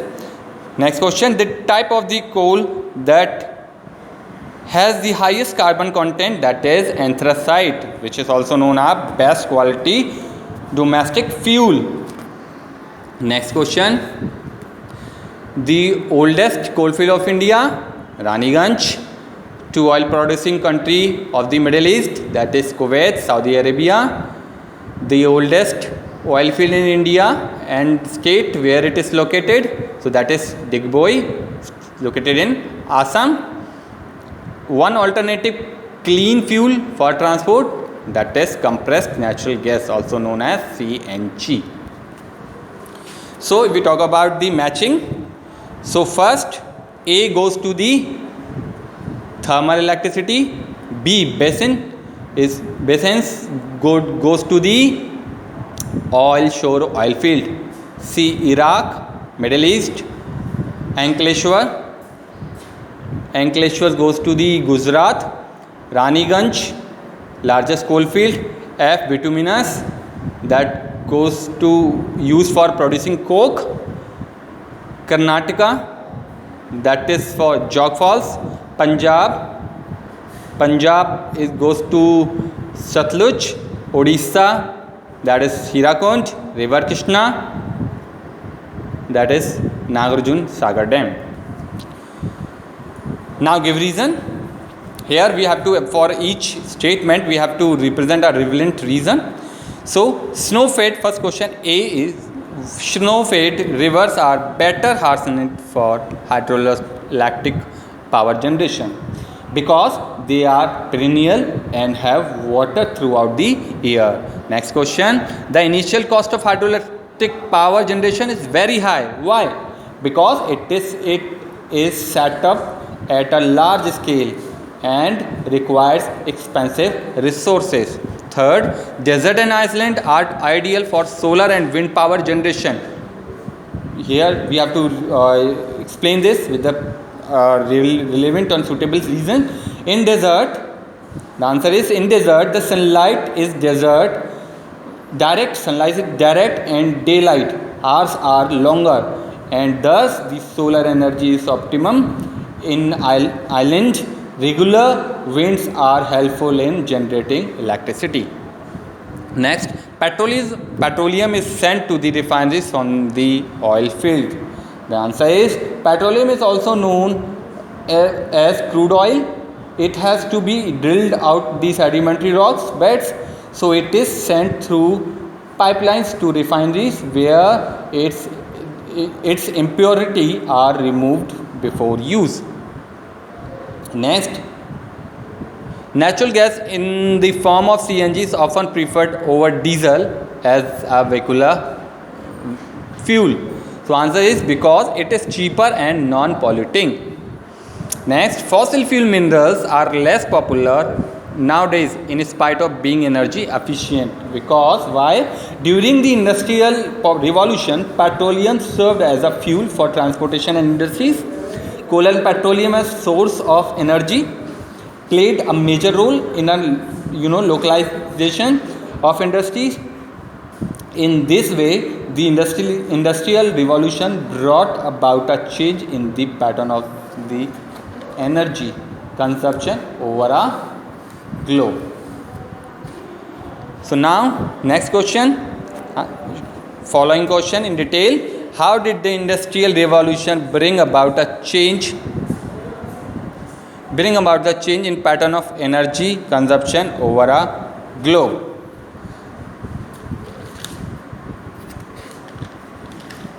So here again the answer.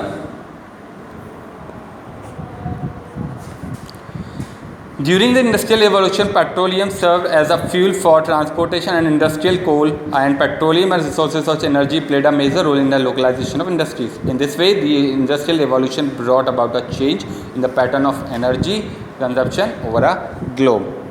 Next, enumerate the chief difference between. So here we have to distinguish between the renewable and non-renewable source of energy with the 3 examples. So first we cover renewable source of energy. First point, it occurs abundantly in nature. Second, it is non-polluting. It can be reused. Sunshine, winds and tides are the example of it. Now non-renewable sources, it is limited in occurrence. It mostly pollutes the atmosphere. Once used, it is lost forever. Coal, petroleum and natural gas are the example of these. Now 3 question. Give to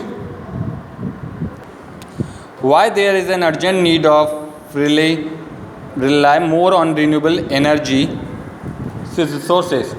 Because power resources such as mineral are limited in nature and cannot be replenished. Next, natural resources such as sunshine, wind, etc. are in the abundance in nature and will never get exhausted. Next question, question number D. Explain how water can be used as a source of energy. Then answer is falling water or fast running water is used to generate electricity. Water falling from the height on a turbine rotates it, and the kinetic energy of the falling water is converted into the mechanical energy. A hydroelectric generator connected to the turbine by shaft and gears converts the mechanical energy into electrical energy. In this way, water can be used as a source of energy. Next question, what are the prerequisites for hardening a river for hydroelectric power project? So again, let's understand the question. What are the prerequisites for the hardening a river for a hydroelectric power project? So the points are, the river should be perennial so that a continuous supply of electricity can be occurred. Enhanced, the climate should be such that the river does not freeze during winter season. Next question, question number F. State some of the major uses of solar power. Then solar power is used for lighting street, homes and lighthouses in ports. It is used in traffic signals and also used to heat water in cold countries. Next, G. How does a wind turbine create electricity? What does a wind farms consist of? So what wind farms consist of? What we have to tell that through the answers. So electricity is generated using wind turbine, which are tall tubular towers with blades. Wind moves the blades that are attached to the turbine, which is in turn is connected to the generator. This generator electrical energy from wind power. Wind farms consist of the cluster of windmills for the large scale generator of the power. Next, question number H. Name some countries where wind energy is popular.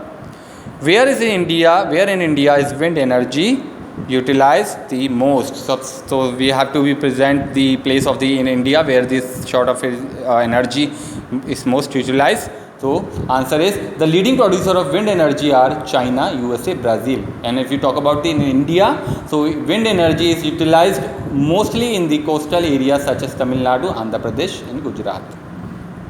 Next question, enumerate some disadvantage of harnessing wind energy. So disadvantage are the availability of wind energy is not constant, the initial cost of the setting up a wind farms is very high, the rotating blades of a wind turbine a threat to birds, bats and other aerial creatures. Next question, describe the condition that lead to the formation of coal. So coal is mostly formed in the region where plant remains have got buried over the centuries under the heat and pressure of overlying layers of sediments. These decayed organic matter change into a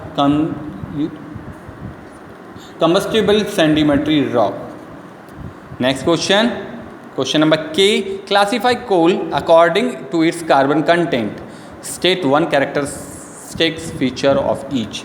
So here first, anthracite carbon content over 85% exists in this anthracite, and feature it is a kiln-aced coal. Second is bituminous. Let's see how much carbon content exists, 75 to 85%, and characteristics. It is used for the generation of thermal electricity. If we talk about the lignite, that is 60 to 70% carbon content, having the 60 to 70% carbon content, and the feature, the use of the lignite for power production reduce pressure of the better grades of coal. Next is peat, less than 60% carbon content it has. It is of no major use because of its low carbon content. Question number L. What are the chief fuels derived from petroleum? Name some byproducts of petroleum that we use in our daily life. That is, the answer is the chief fuels derived from petroleum, diesel and kerosene. Some byproducts of the petroleum are paraffin, polymer, plastic, synthetics, fiber. Next question, question number M.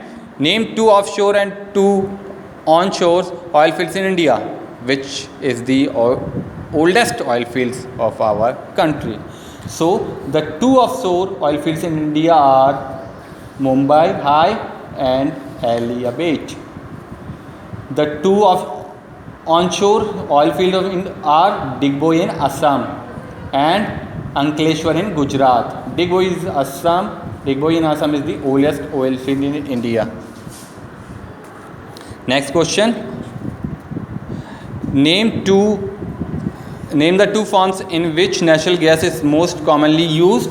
That is, natural gas can be used in the forms of CNG, that is compressed natural gas, and LPG, liquid petroleum gas. Next question. Enumerate the various objectives of multi-purpose river valley project. The answer is the multi-purpose river valley projects are generally useful in electric power generation, flood control and soil conservation, irrigation and navigation. Next question. Mention 2 ways in which we can replace petroleum as a source of fuel of vehicles. We can use solar energy and CNG as a source of fuel for vehicles to replace petroleum. Next, last question. The state 5 ways to which you as an individual can contribute in the conservation of the energy resources. So 5 ways are using carpool, greater use of public transport, switching off electricity when not in use, using CNG as a fuel, and replacing incandescent bulbs by CFL bulbs or LED bulbs. So hope this questions explanation and answer explanation will help you guys a lot for memorizing it. So keep learning and be safe at home.